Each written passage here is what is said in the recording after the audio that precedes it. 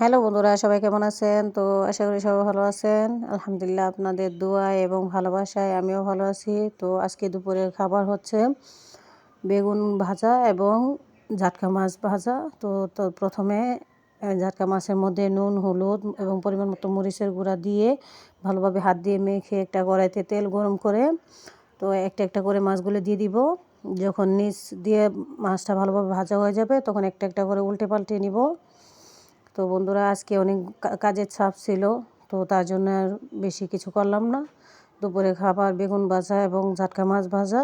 তো মাছগুলো ভাজা হয়ে গেছে, এখন কড়াইতে তেল আর একটু দিয়ে গরম করে তারপর বেগুনগুলোকে সব ধরনের মশলা দিয়ে তারপর একটা একটা করে দিয়ে দিব কড়াইতে, দিয়ে আবারও উল্টে পাল্টে নেব। তো বেগুনগুলো ভালোভাবে লাল লাল করে ভেজে নেব। তো বন্ধুরা দেখুন, আমার বেগুনগুলো ভালোভাবে উল্টে পাল্টে নেওয়া হয়ে গেছে, আর বেগুনগুলো দেখতেও প্রায় লোভনীয় হয়েছে। তো আমার পাশে থাকার জন্য সবাইকে ধন্যবাদ। আর আমার ভিডিও ভালো লাগলে লাইক কমেন্ট করে শেয়ার করে আমার পাশে থাকবেন।